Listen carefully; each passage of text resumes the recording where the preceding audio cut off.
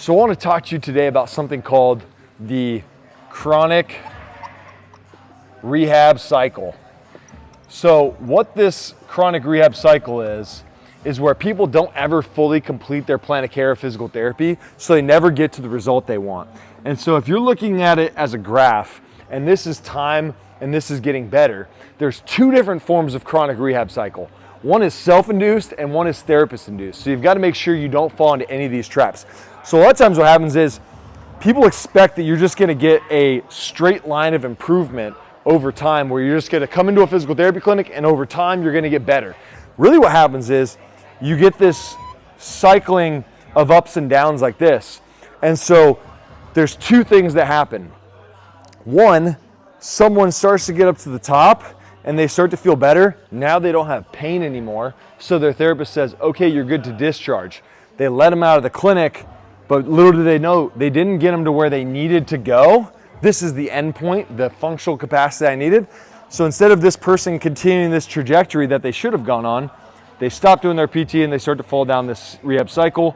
And then here they get pain again and they come back into physical therapy and they start again, but this time they're starting lower on this cycle. And so now we have further to go to get to where they want to go because we've spent more time.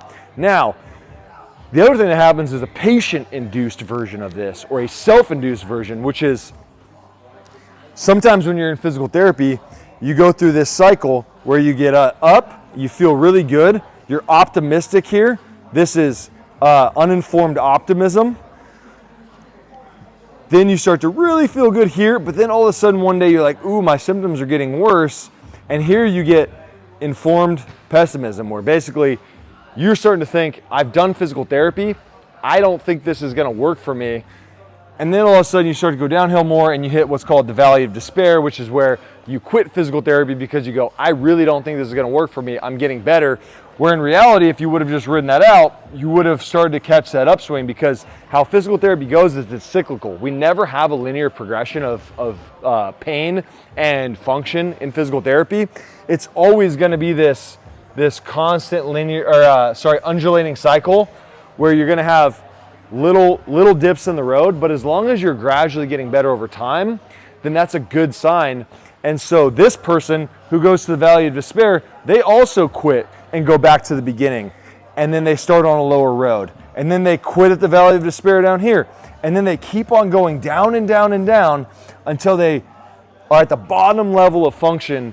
And then it's really hard to get back to where they want to go, because there's such a delta between where they are and where they want to be. Whereas if they would have just stayed in physical therapy the first time, on this blue line here, they would have gone to the top, they would have successfully discharged out of PT, and they would have gone back to everything they loved doing without pain.